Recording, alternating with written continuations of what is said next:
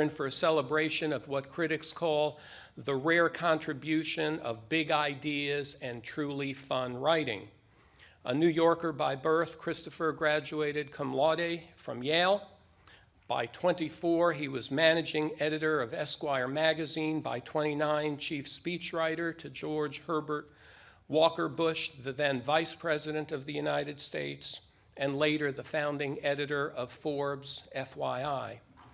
His great books have great titles, and I think that's important. If you're going to write a great book, give it a great title, and they include The White House Mess, good title, No Way to Treat a First Lady, not about you, Patricia, I don't think, Supreme Courtship, what a great name, and Thank You for Smoking, by the way. His literary circle is reminiscent of that great Algonquin Round Table, that celebrated group of New Yorkers that met regularly for lunch during the 1920s, the likes of Robert Benchley, Ruth Hale, George Kaufman, and Dorothy Parker. The inheritors of that tradition included Christopher Buckley, but also the late Joseph Heller, the late Christopher Hitchens, and Martin Amis. One can only imagine what those lunches were like. So ladies and gentlemen, it's my pleasure to introduce the author of But Enough About You, a storyteller, a cultural critic, and an, if I may say, irreverent historian, Mr. Christopher Buckley. Let's welcome him.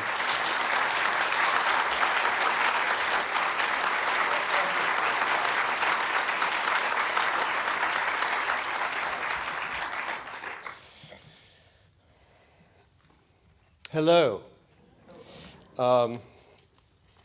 Would you please turn your cell phones back on?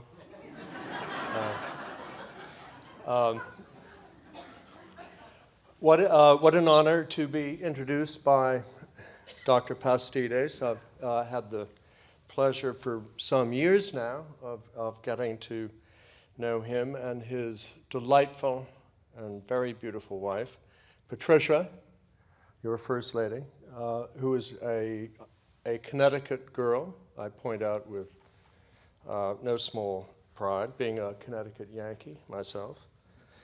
And she is also an author, and you will be hearing from her later on at this festival. Having identified myself as a Connecticut Yankee, I hasten to point out that I have, can you hear me in the cheap seats back there? Yeah. How much should you pay for those? I hasten to point out that I have South Carolina connections. My grandparents moved to Camden in 1938. So I spent a lot of time growing up there. Growing up is, in my case, an ongoing process. My Uncle Reed lived in Camden. He passed away just a month ago, and I miss him greatly. He ran the Buckley School of Public Speaking. And lastly, and perhaps, certainly most importantly of all, I had the very good sense to marry a South Carolina girl who is with us, sitting demurely by the exit. Whether Katie showed good sense in marrying me is, well, let's not go there. Katie went to medical school here in Columbia, and her grandfather was a very distinguished South Carolinian. His name was Elliott Springs, and he was from Fort Mill.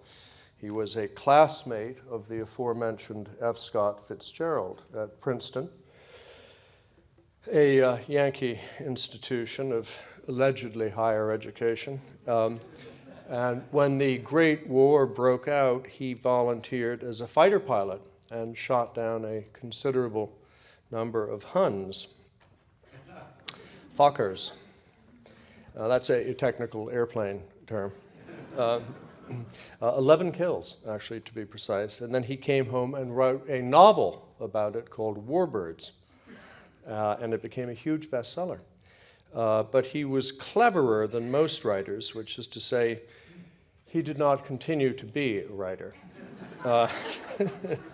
He, wanting to afford the finer things in life, he went into the family business, textiles, and made a far better living, I suspect, than he would have had he remained a writer.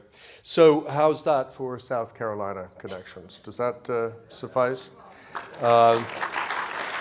But even so, my in-laws still refer to me as that Yankee. Katie went and done married. But enough about them. As a matter of fact, the title of my new book is indeed, But Enough About You. I'm not going to bore you by telling you how truly wonderful it is, other than to say that it's attractively packaged and reasonably priced. It's, author introductions make me think of the about the author paragraph on the back flap of books. You're familiar with them. I know Patricia is. These are the paragraphs that authors pretend they didn't write. Consider the leading voice of his generation. Considering the greatest writer since F. Scott Fitzgerald. No, I didn't write that. Well, after a number of books, 5 or 6, I sort of got bored with the about the author paragraph. There wasn't really anything more to say. There hadn't been very much to say to begin with. So I just started making them up. And the about the author paragraph in this book said that he has been an advisor to every American president since William Howard Taft. Why not, right? So I was on about day 10 of a book tour. Book tours are, instead of waterboarding and sending SEAL Team 6, they ought really just to send terrorists on book tours. We'd have found out where bin Laden was hiding much faster.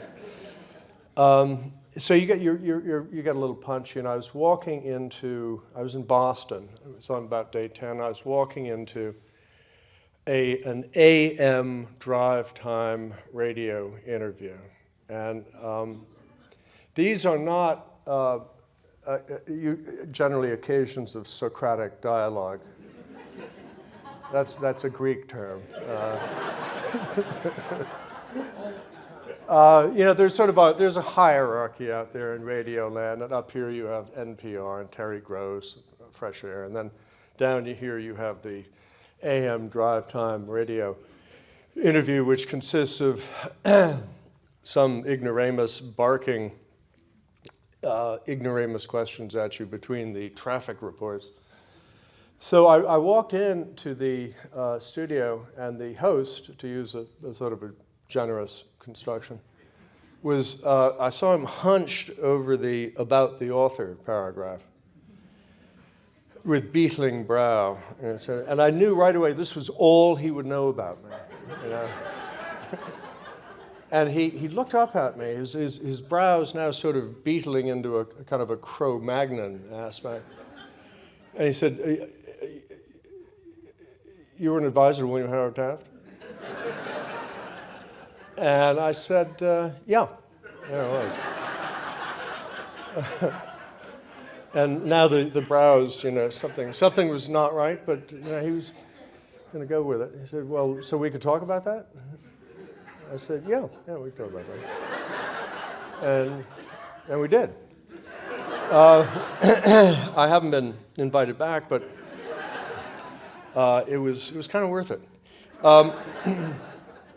Dr. Bastides mentioned book titles. I thought I'd talk a little bit about those.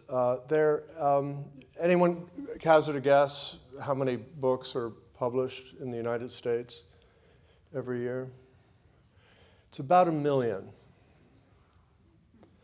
I'm not sure they all get read. Most of them, anyway, are by Joyce Carol Oates. And the others are all titled 50 Shades of Grey. I think, titles are very important. A title is a brand name. You go into a bookstore, Remember bookstores?